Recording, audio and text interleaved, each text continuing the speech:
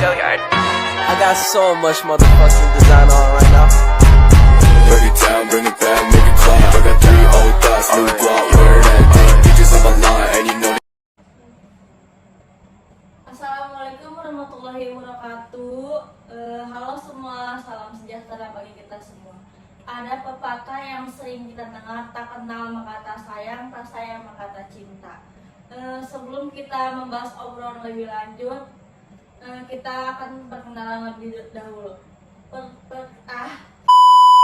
Perkenalkan, nama saya Nia Agustin, mahasiswa dari Universitas Pelita Bangsa, Fakultas Ekonomi dan Bisnis. Hari ini aku ditemani oleh teman-teman sekalian yang akan sharing bareng sobat semua. Silahkan memperkenalkan diri. Halo, nama saya Ida Hulani Tias dari Fakultas Ekonomi dan Bisnis. Halo, nama saya Ananda Risma Ramadhani dari Fakultas Ekonomi dan Bisnis. Halo, nama saya Esti Aisyah dari Fakultas Ekonomi dan Bisnis. Halo, nama saya Siti Fatia dari Fakultas Manajemen Ekonomi dan Bisnis. Sama aja sih. Sama aja sih dia. Oke.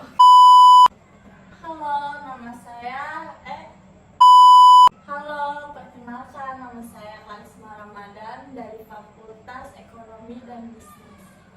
Oke, hari ini kita akan membahas seputaran tentang manajemen risiko di OPIC Juron. Dari teman-teman nih, sebelum kita membahas studi kasus tentang manajemen risiko, sebenarnya manajemen risiko itu apa sih?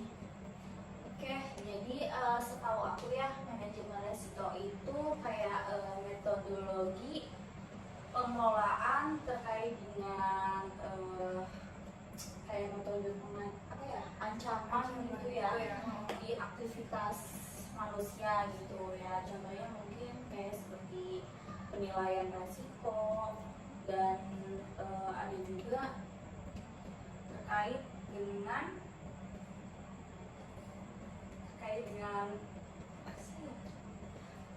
Pengembangan rangkaian strategi untuk menghindari kerugian dalam bisnisnya lah gitu. Itu sih sama aku. disclaimer dulu ya guys. Oke guys, disclaimer dulu ya. Jadi kita ini dapat studi kasus dari jurnal IRM Manajemen. Jadi yang ditulis oleh Jean Paul Lois dan Christopher Ketchum. Jadi itu tuh yang ada di halaman 241 sampai 247. Iya. Lalu maksud dari OPIC Juron ini sebuah organisasi atau bagaimana, bisa jelaskan? Jadi kalau OPIC itu berasal dari Prancis, yang diterjemahkan itu dalam bahasa Inggris sebagai Public Office Public Public Office ya. Public Office for Development and Construction. Ya itu. Terus OPIC sendiri itu sebuah organisasi yang berasal dari Prancis dan bertanggung jawab untuk mengelola perumahan sosial. Jadi ada tambahan juga nih, OPIC itu didirikan oleh Laurent Bonnefoy pada 12 April 1920. Nah, terus OPIC juga ini udah ada 260 karyawan untuk pengelolaan kota Madia dan penduduknya. Lalu mungkin kalau kalian pengen tahu, itu ada websitenya ya, website resmi OPIC itu ada di Google. Mungkin kalian bisa cek aja ya. Nanti linknya akan tersedia di sini. Jadi ada websitenya ya Mbak? Iya dong. Terus perumahan sosial yang dimaksud tuh apa gitu?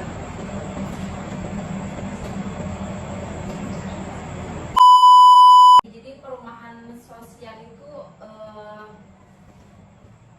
biasanya tuh untuk orang-orang yang disabilitas, terus orang-orang terisolasi gitu ya. Mungkin kalau Indonesia ya, jadi perumahan sosial itu untuk orang-orang yang terisolasi, terus untuk orang-orang yang berpendapatan rendah gitu. Terus juga ada juga untuk orang-orang yang disabilitas gitu ya. Mungkin kalau di Indonesia itu lebih tepatnya ke rumah KPR gitu ya, atau rusun gitu ya. Ya betul. Jadi OPIC Zuron itu berfokus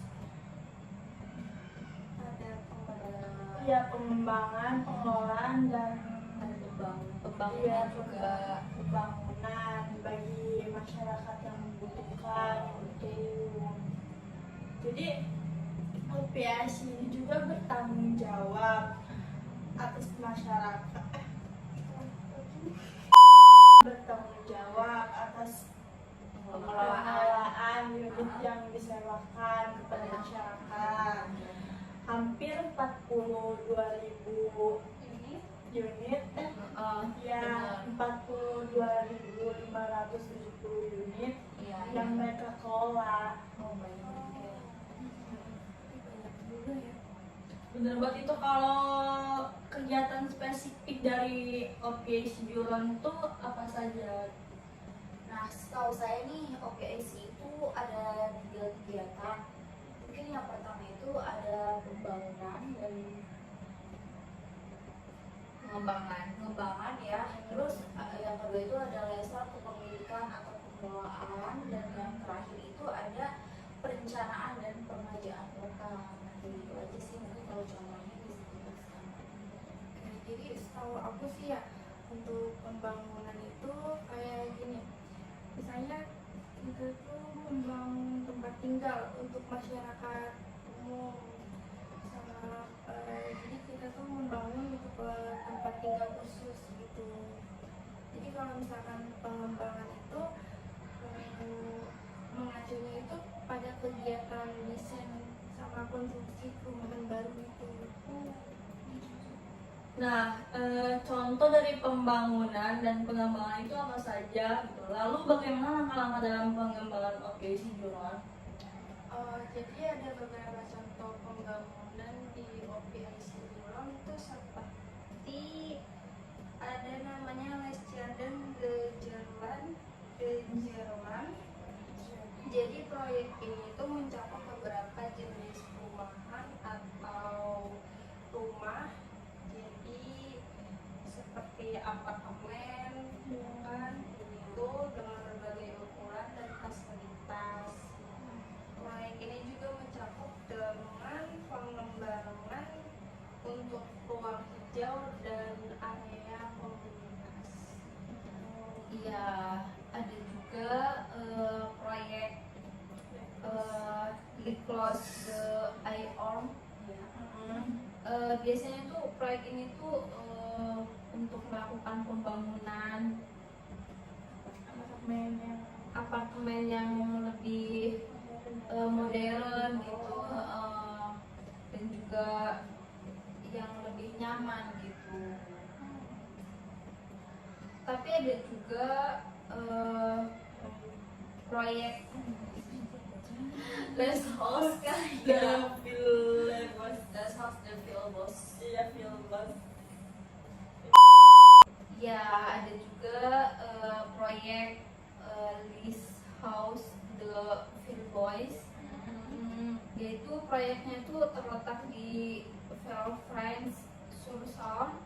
Iya. Biasanya kalau proyek ini tuh lebih ke pengembangan ya. Iya.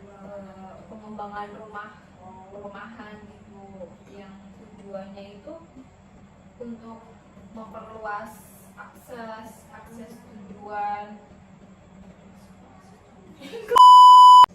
untuk memperluas akses gitu terhadap perumahan sosial di daerah-daerah tersebut gitu.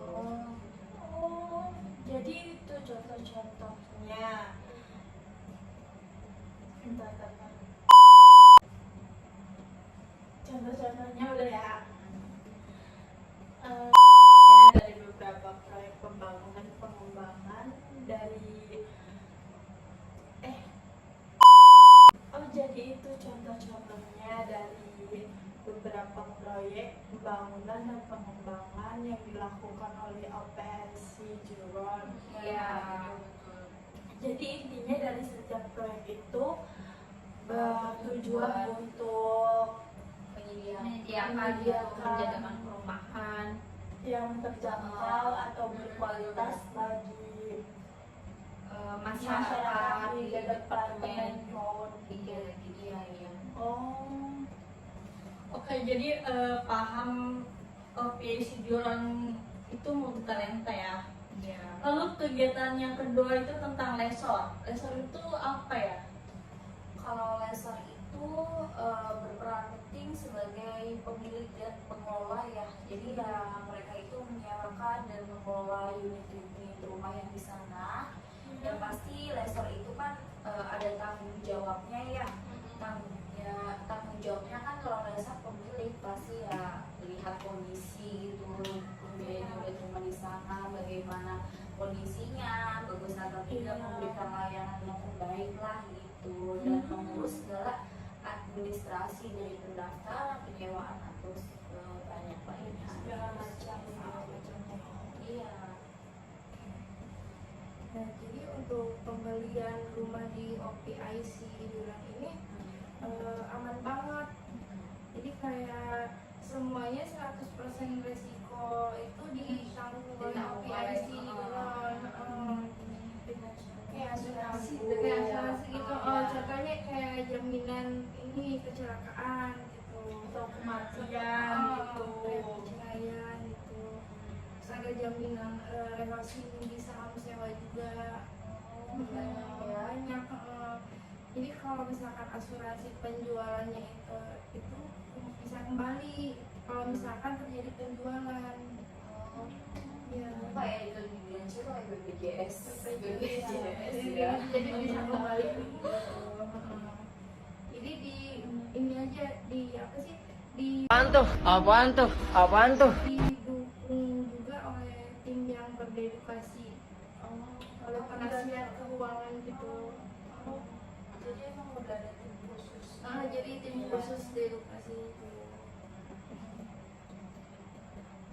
Oh iya, tapi saya pernah sedikit baca tentang OPIC Juron kan.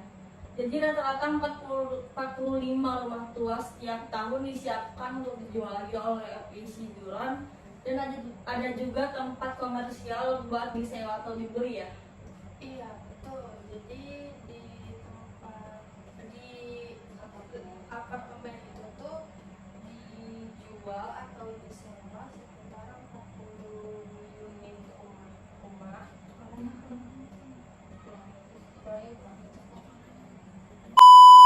Iya betul banget. Jadi di sekitaran daerah itu tuh menjual beberapa unit rumah lama gitu kan di pinggiran kota. Sekitar 40 unit rumahan lah dijual atau disewakan untuk penata rambut kayak gitu kan. Jadi kayak yang punya pekerjaan penata rambut, tukang pedagang iya pedagang ya. Dan mungkin kalau buat pedagang pasti kan harganya Direndahkan ya sedikit kan. kompensasi apa Iya, apa itu? apa sih Lebih rendah lah ya, bahasanya apa ya kalau di Indonesia itu? Harganya lebih menarik atau jangkau nggak sih? Jangkau. Jangkau. ya di kalangan Masyarakat. gitu.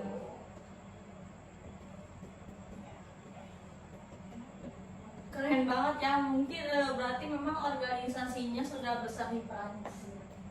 Iya dong. Ya bisa sih udah kelihatan Iya, dari pasti awal. lah.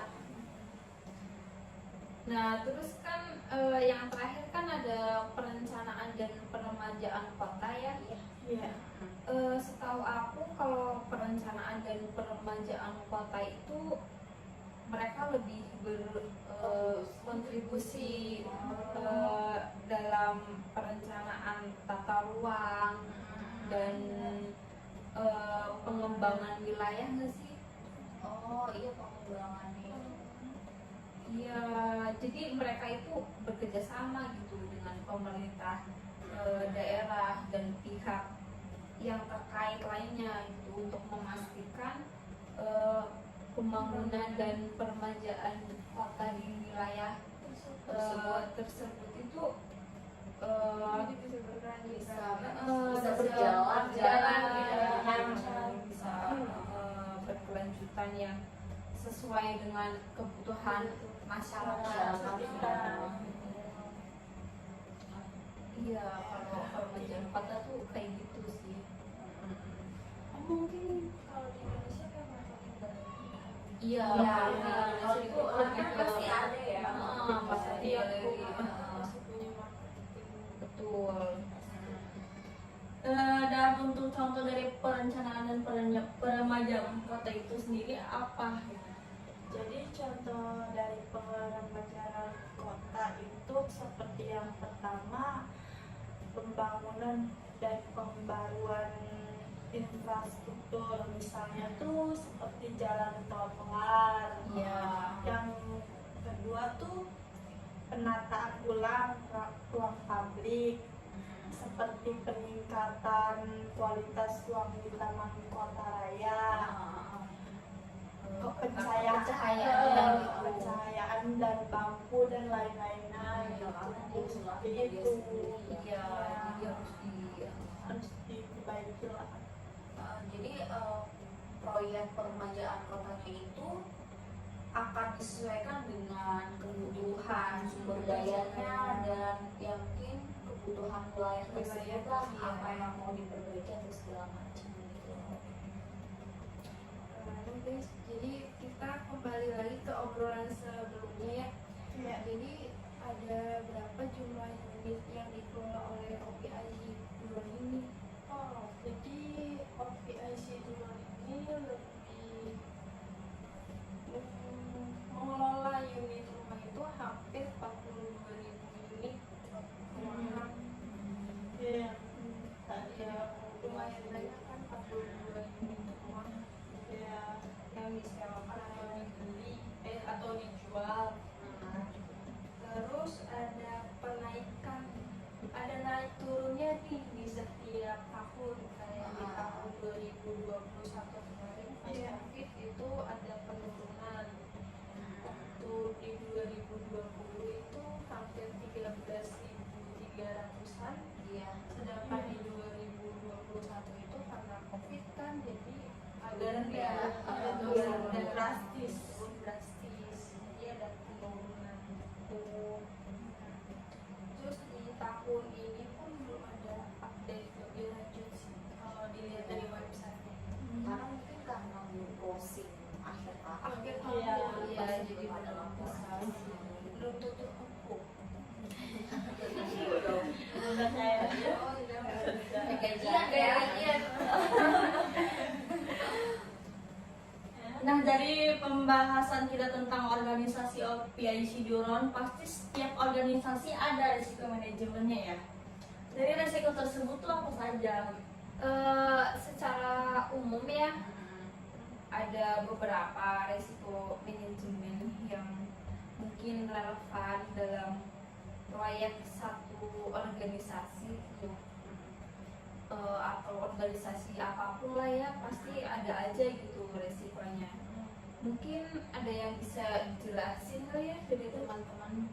Siapa dulu yang bisa jelasin? Contohnya ada resiko keuangan seperti anggaran atau perubahan harga yang tidak terduga gitu, yang dapat mengakibatkan ancaman kelanjutan proyek atau organisasi. Oh, berarti itu bisa memberhentikan dong. Iya, Kalau nggak ada uang. Kalau ada uang ada kuasa. Iya lah. Apalagi Pasti. Nah, ini ada pula resiko lingkungan, kayak misalnya perubahan regulasi pemerintah atau bencana alam itu juga bisa mengganggu operasionalnya, jadi bisa menyebabkan kerugian juga dari resiko lingkungan itu.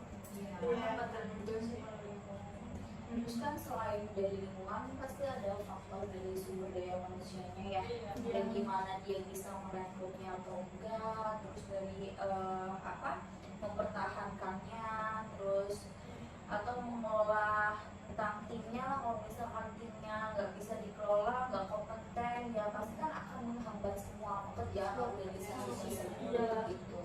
Balik lagi juga sih kayak gitu, kalau SDM kan sangat berpengaruh. Kalau proses penerapan konteks resiko manajemen ini ada nggak sih? Kan pasti ada buat penanganannya gitu Kak. Mungkin bisa dengan mengidentifikasi resiko tersebut itu yang timbul di perusahaan atau di organisasi, gitu kan. Terus lebih tepatnya itu kita menganalisis terlebih dahulu, menganalisisnya itu dari lokasi, waktu, gitu kan, atau segala macamnya itu dianalisis dulu. Tapi kalau udah diidentifikasi, pastikan dia harus dievaluasi kan. Jadi kita harus mengevaluasi setiap resikonya gitu. Ya pasti semua organisasi kayak gitu ya. Betul. Tergantung gimana resikonya. Iya. Ada juga penanganan risiko dengan cara mengurangi kemungkinan terjadinya risiko tersebut gitu, menurunkan dampak resikonya, kayak menerima risiko, menghindari risiko dan mengalihkan atau mentransfer risiko itu. Kalau untuk studi kasus manajemen risiko SDM di perusahaan atau organisasi ini seperti apa? Karena dilihat seperti perusahaan ini bergerak di bidang properti gitu kan ya? Iya betul. Jadi kalau misalkan cara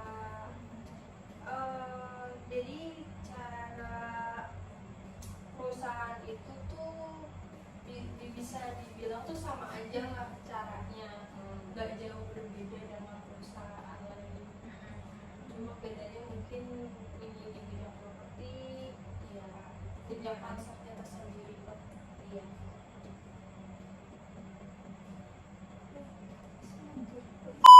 Jadi perusahaan yang melakukan mampu mengkreasikan.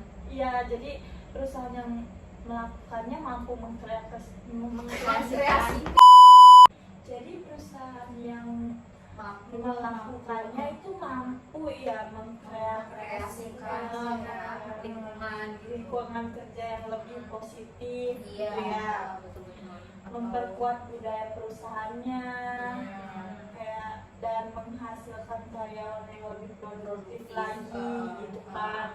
Atau sebaliknya, jika manajemen resiko SDM itu berdaya manusianya tidak sesuai dengan nilai perusahaannya, dapat menghasilkan karyawan yang tidak cocok dengan nilai-nilai perusahaan tersebut. Merusak budaya perusahaannya juga, dan mengurangi juga mengurangi produktivitas karyawannya. Ya kan kita udah bad mood, udah males gitu ya udah gitu. Bahkan kalau manajemen kehilangan SDM kan dapat terjadi karena berbagai faktor ya. Iya pasti sih. Kayak misalnya pensiun atau pengunduran diri, sakit bisa jadi, atau bahkan kematiannya. Aduh serem banget sih. Itu sih yang nggak bisa Dari makanya di situ kan ada resiko manajemen SDM kan, bagaimana meningkatkan kreativitas ya, membuat vibesnya tuh positif aja gitu biar Betul. nyaman sama kalian aja.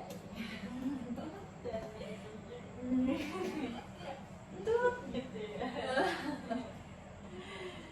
Jadi faktor-faktor yang berkontribusi itu pada SDM ya. Jadi meliputi kurangnya perhatian terhadap kebutuhan karyawan itu. Jadi kayak ketidakpuasan kerja juga. Jadi nggak puas gitu kerjanya juga. Iya, nggak bisa kayak MSC ya. Jadi sama kurangnya pengembangan karir juga. Ya ibaratnya kayak kurangnya rumus kesejahteraan kayak di Indonesia Iya, benar. Karena kan perusahaan maju kan juga karena karyawan. iya Bantuan dari dari karyawan. Jurusan kalian bagaimana? Ya, aku sebagai karyawan ditanya. Aku sebagai karyawan Iya, ya karyawan buruh Ini jadi banyak banget faktor yang terkait dalam manajemen risiko SDM ini ya kak. Iya. Jadi kalau disimpulkan manajemen risiko ini cukup penting dalam penerapan di perusahaan-perusahaan ini. Tidak hanya perusahaan besar, bahkan perusahaan kecil pun wajib mempunyai manajemen risiko ini gitu. Iya, wajib lah. Malah yang kecil tuh yang lebih gampang diatur ya, Atur. kayak sedikit. Iya. Iya, tapi kalau ngaturnya itu udah pas udah jalan lama itu karena udah kebiasaan dengan sistem yang lama, Iya. buat sistem baru Jadinya kan berantakan, Proses proses untuk panjang. mengantisipasi terjadinya sesuatu. Iya, betul. Ini udah. Kita ini belum Iya. apa sih kereta cepat? Kita udah mau. Kan tadi dijelaskan ya tentang naik turunnya penjualan dan penyewaan unit rumah. Itu mungkin contohnya karena COVID kemarin bukan sih? Iya, Iya. betul sih. Betul.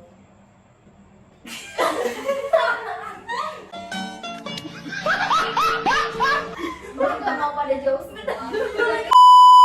Kan tadi dijelaskan ya tentang naik turunnya penjualan atau penyewaan unit rumah gitu kan. Iya. Itu mungkin contohnya karena COVID kemarin nggak sih? Gitu. Iya, iya sih, karena kan kalau COVID kan banyak yang turun itu apa kayak pekerjaannya Pekerjaannya efek dari situ atau banyak yang di PHK pasti kan males kali ya beli rumah karena mahal. Walaupun OPIC ini mengolah apa tadi yang perumahan yang kayak aman banget. walaupun rumah yang pendapatnya rendah, pendapatan rendah buat pedagang. Cuman kan kalau lagi posisinya kayak gini COVID gitu, kan. gara-gara COVID, Pasti responnya kan penurunan. apalagi pas PPKM kemarin kan ya. Iya, keterbatasan lah, apalagi kan sebagai pengelolaannya otomatis kerugian itu sangat besar. Ya nggak cuma di luar negeri, kita melihat dari ekonomi bisa melihat dari Indonesia lah bagaimana Indonesia-nya sini juga sama Pasti anggaran sama anggarannya betul. iya penurunan harganya drastis ya. Iya, betul sih. tapi walaupun penurunan drastis kan karena OPIC sendiri kan didonasi, jadi anggaran itu ada dari pemerintah, Ya mungkin bekerja sama sih jadi lebih aman guys. ya tergantung juga sih kalau misalkan dia merasa rugi ya pasti efeknya kemana-mana apalagi kan ada pengembangan segala macam. Iya ya. Iya sih ya sih.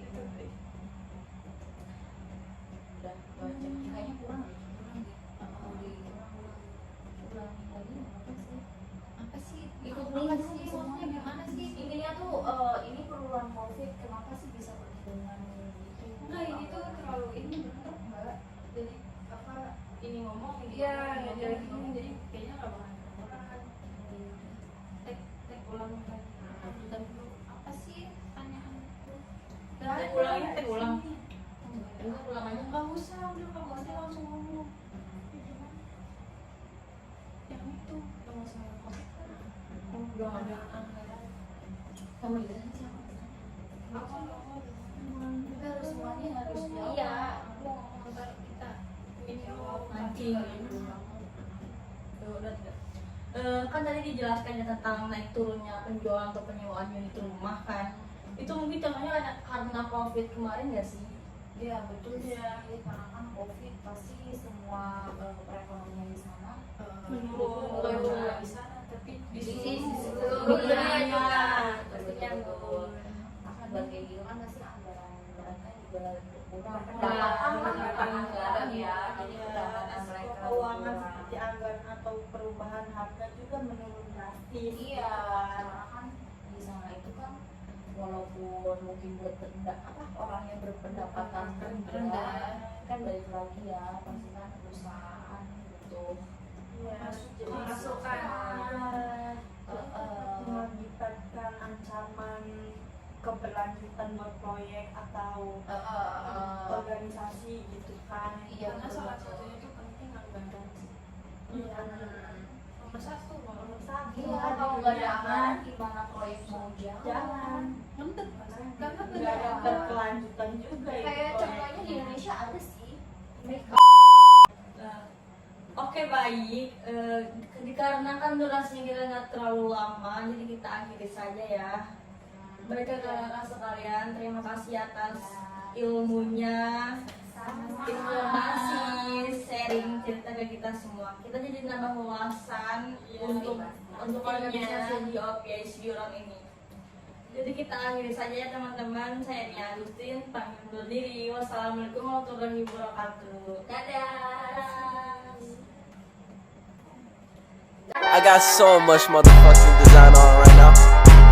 Break it down, bring it back, make it clap. I got 3 old